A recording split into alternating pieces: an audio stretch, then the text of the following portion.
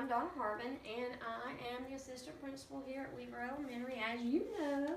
So thank you for coming to my presentation, and it is based on my comparison of how our school improvement compares with my textbook, which is Assembly Required, a continuous school improvement system by Lazowitz.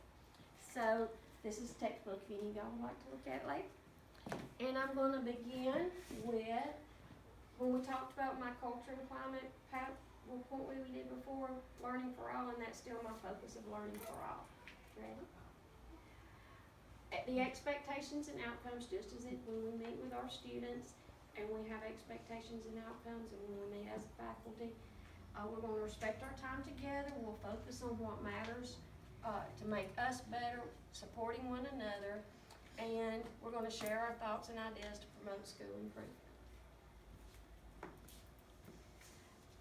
School improvement is, and I believe that it's a connection between high structure and building relationships. And I have this graph. It says high structure creates the conditions for students to do things right so that positive interaction occurs.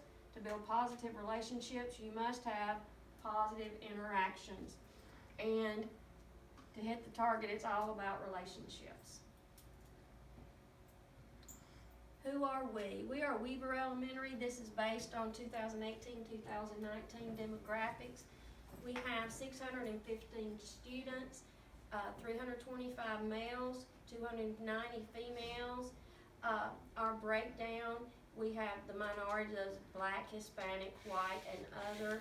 Our free and reduced lunch is 67%. And at Weaver Elementary, over 20% of our student population have IEPs and are classified as special ed students. I want to go through 7 steps that we've talked about through our textbook. The first step is establish the process. The author recommends that the model of continuous improvement depends heavily on internal commitment, ownership, and support by the school or district, many stakeholder groups. I believe at Weaver Elementary that teachers and administrators work together to review goals met by researching data of performance, survey information from all stakeholders, steer the CIP team's direction, thus providing strong commitment and ownership for all stakeholders. Clarifying. What the author recommends is that the statement of mission, core values, and core beliefs should be used as a high-profile document and all subsequent discussions and publications distributed by the school. At Weaver Elementary, we are creating a sense of mission, and Weaver Elementary puts much research, planning, and collaboration, studying, and input from stakeholders in developing our missions to lead the school towards success for all. As you are aware, we have teacher surveys, we have student surveys, we have parent surveys, we have surveys that we place out in the communities for the stakeholders. We reach out with those surveys through social media, through hard copy paper surveys, so that we have a plethora of avenues that we can use. We also use real-time data that's based on our scores for our high-stakes testing. We look at those and collectively analyze that data as well. Identifying essential student learning. What the author recommends, the need for a tight alignment between the intended, taught, and tested curriculum extends beyond the needs of students. If the alignment is not perceived to be present by the teachers, the results will be increased levels of instructional and organizational anxiety. I don't know if any of y'all know what anxiety means. I'm pretty sure we did here. Weaver Elementary, I believe that we have a strong curriculum map that's followed by all the teachers to ensure quality education is being delivered to all students in 9-week segments, including review and reinforcement of areas of weakness. In discussing the curriculum maps that we have, as you know, our county meets. We have grade level representatives from every school is represented. They sit down as a team during the summer, and each grade level team develops that course of study map, as well as for upper grades, they have departments that focus on just their course of study of what subject they're teaching. And then we use that along with weekly planning that you guys do and monthly reviews. To study, what the author recommends. Stakeholders' perceptions should change as the school intervenes to change policies, practices, and procedures designed to improve student learning and student performance. Weaver Elementary has a CIP team that meets monthly. Administrators and leaders conduct monthly walkthroughs to ensure key instruction is being provided in a risk-free, safe, and inviting atmosphere. Positive, proactive discipline and current learning objectives are expected to be known and visible. When Ms. Davis and I come through, and sometimes we have teacher leaders with us, and we're looking, are the objectives being met? Are they posted? Do the children know what's expected of them? And the answer to that question is yes. Every classroom I come into, those kids know what's going on. They know the expectations that they have set before them, and they know we're just going to have to work hard to reach that high expectation. Reflect.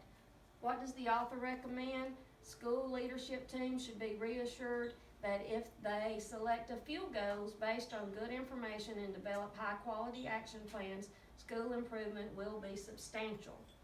At Weaver Elementary, our school leadership team uses information provided by each small group to develop 3 goals for Weaver Elementary: academic, attendance, and behavioral.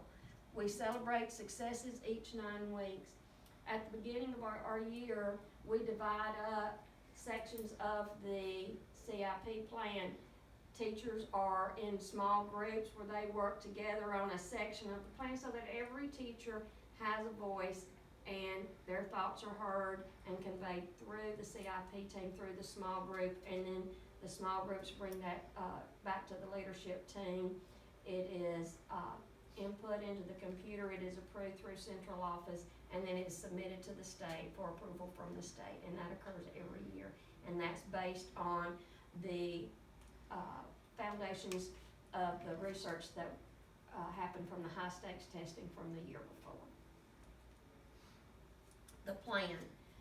What the author recommends: school improvement planning and implementation is a very intentional process with clear destinations along the way. Weaver Elementary has an empowered team that works diligently to work and reach high expectations. Communications of goals and current status is voiced to all stakeholders through several tools, including we have signs out, we have the front marquee, our mission is written inside and on a plaque inside the foyer.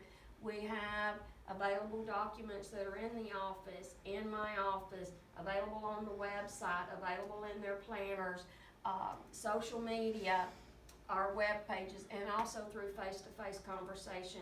We put our core beliefs and values available so every stakeholder can see them, our children can see them. Anyone that comes in and asks, it's readily available for them as well. And then the do. Teamwork and dedication drives Weaver Elementary to greater achievement through goals and student-centered meetings that continue to work hard for school achievement. I think that at Weaver Elementary, and when I had to reflect this year on my perception of how Weaver Elementary performs the school improvement, I am so proud of the fact that we have every teacher is dedicated, every teacher is loyal, every teacher works hard. We have strong relationships between grade levels and then between subjects, just as a whole. I don't feel like Weaver Elementary is a school. I feel like it's a family. I don't feel like we work here. I personally say, as much as I love my job and as much as I enjoy doing what I do every day, I don't have a job, I have a joy. And I have a passion, and I see that joy and I see that passion in all of you day in and day out in your classrooms. Now, that's the end of my presentation. Do we have any questions or comments? I have one up. Harden. I'm sorry. If you'll flip back. And I apologize, this cut off, but it was a quote by Mr. Peel, and it talks about success starts by children knowing that you care about them and that you love them, and before education can pick up, they're gonna have to know how much you care about them and how much you love them. And I apologize for that slide cutting out. And the reference I used is based on the textbook information by Lizette and McKee. And thank you very much.